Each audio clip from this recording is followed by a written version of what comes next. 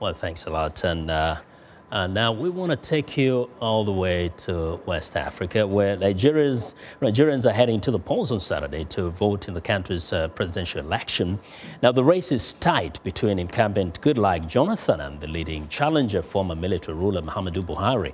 Economic wars and security fears are among the main issues talked about as the final days of the campaign draw to a close. The Boko Haram insurgency is battering Nigeria with almost daily attacks, and over the past 5 years has killed thousands and displaced 1.5 million people. Simultaneously, Nigeria is suffering from a plummeting currency, steep budget cuts, corruption scandals, and diving oil prices.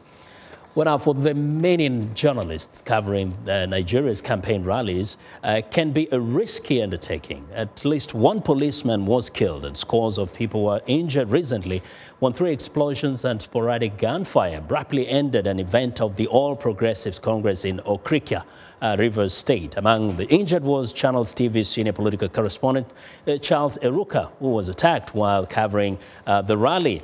And now Charles joins us via phone from Channels TV, Lagos. Hello, Charles. Hello, thanks so much for having me on. Yes, now we're happy to see you, to hear that you're recovering, but give us a sense of what really happened that led to the situation that we just described.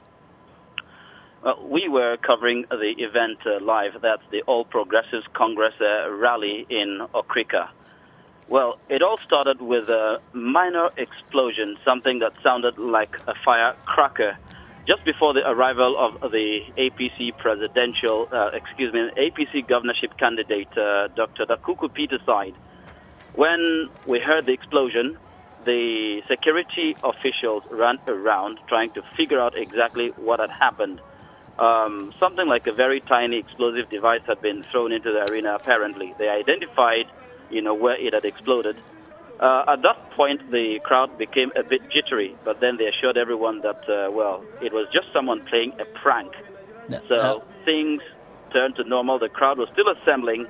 Then shortly after, a louder explosion, a slightly louder one was held. That was about 5 minutes later. And people actually started getting restless. Then about 5 minutes after, a louder explosion, this one a pretty big bang, was heard again, somewhere behind the vicinity of the rally. And people now started leaving their seats and scampering out of the venue.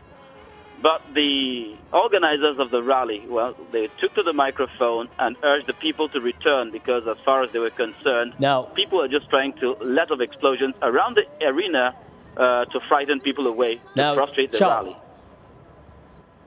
Yeah, I'm listening. Yes.